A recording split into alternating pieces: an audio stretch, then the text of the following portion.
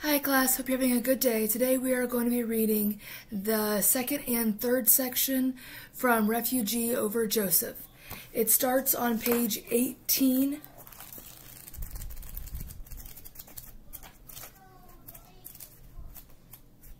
Okay, here we go.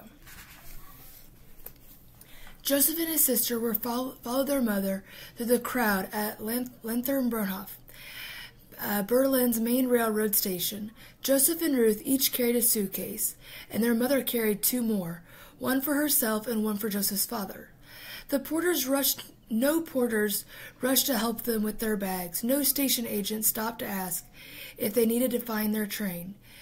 The bright yellow Star of David on their armbands of the Laus wore were like a magical talisman that made them disappear, yet no one bumped into them. Joseph noticed.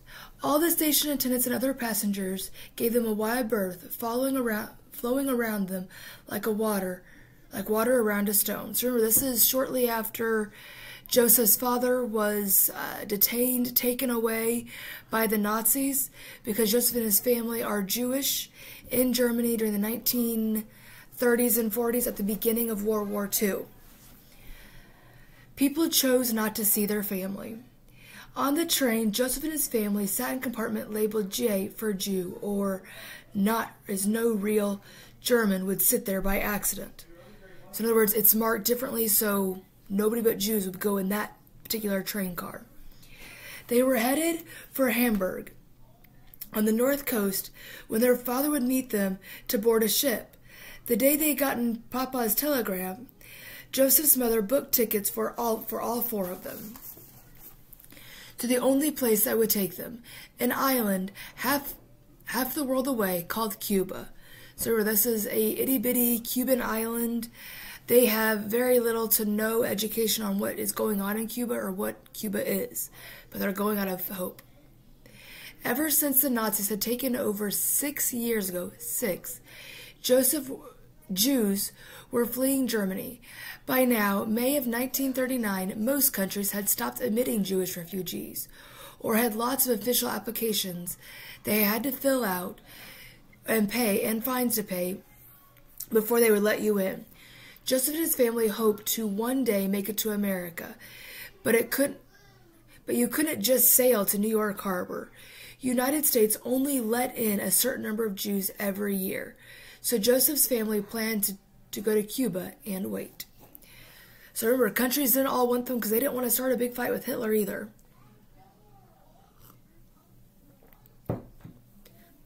I'm hot, Ruthie said, pulling at her coat. No, Mother said. You must leave your coat on and never go anywhere without it. Do you understand? Not until I reach Cuba. Mom's just trying to be very subtle, but let her know just how important it was to always keep that marking on her arm. I don't want to go to Cuba, Ruthie whined as the train got underway. Mama pulled Ruth into her lap. I know, dear, I know. But we have to go for all of us to be safe. It'll be an adventure. Ruthie would have started kindergarten that year, if Jews were still allowed to go to school, that is. She had bright eyes and wild brown hair, cut in a bob, parted on the side, with a little gap between her two front teeth that made her look like a chipmunk. She wore a dark blue wool dress with a white sailor's collar, and carried her white corduroy stuffed rabbit, Bitsy, everywhere she went. Ruthie had been born the year Adolf Hitler was elected to Chancellor of Germany.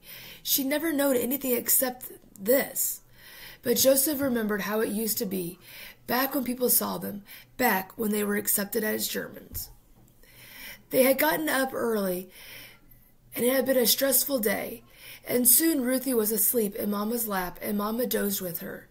As he watched them as they slept, Joseph wondered, would anybody really be able to tell if he was a Jew if he wasn't in the Jewish compartment?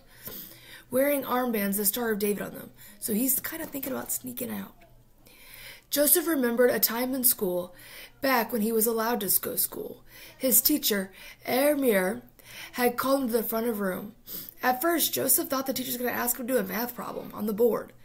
Instead, Ermir lowered a screen with faces and profiles of Jewish men and women on it and proceeded to use Joseph as an example of how to tell a real German from a Jew. He turned to Joseph this way and that way, pointing out the curvature of his nose, the slant of his chin. Joseph felt the heat of embarrassment all over again. The humiliation of being talked about like that, like an animal, like a specimen, being something other than human. Without these stupid armbands, without the letter J stamped on their passport, would anybody actually know if they were Jewish? Without these stupid armbands, Joseph decided to find out. So he's feeling a little bit wild. He's willing to take a chance. Probably not a smart idea. Let's see what happens. He left the compartment quietly and walked along the corridor, past the other Jewish families in the compartment. Beyond the next door was German, part of the train.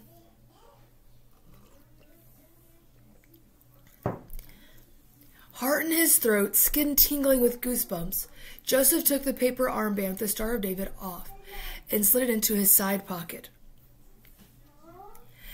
of his jacket and stepped through the door. Joseph tiptoed down the corridor.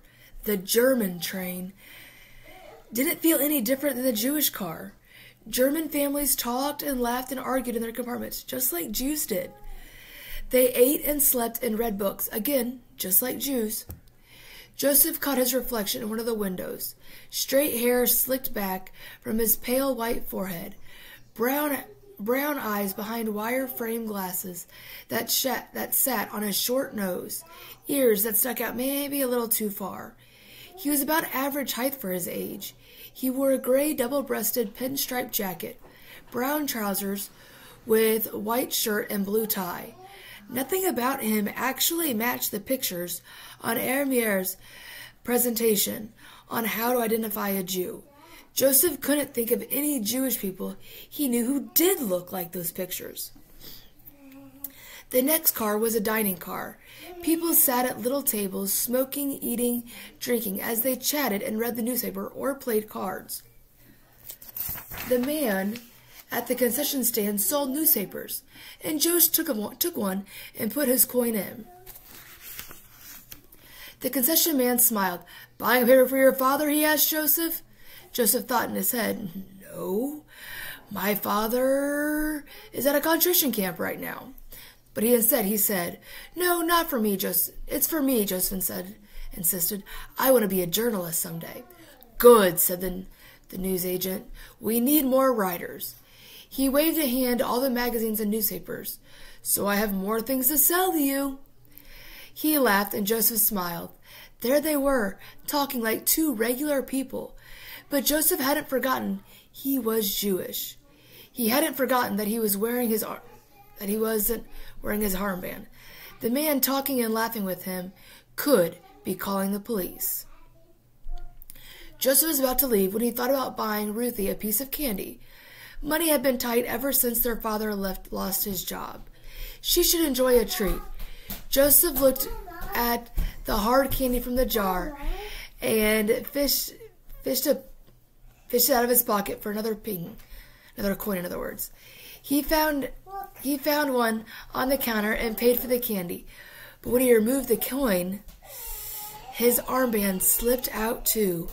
It fluttered to the floor, the Star of David laying face side up for the world to see. A fist closed around Joseph's heart as he dove down to get the armband. Stomp! A black shoe covered the armband before Joseph could grab it. Slowly, shakily, Joseph lifted his eyes from the black shoe and the white socks and the brown shorts and the brown shirt, the red Nazi armband on it, the Hitler Youth. A boy about Joseph's age, sworn to live and die for the fatherhood. He stood on Joseph's armband. His eyes were wide with surprise. The blood drained from Joseph's face. All right, I'm going to pause right there. The next video will come up for the finish of this chapter.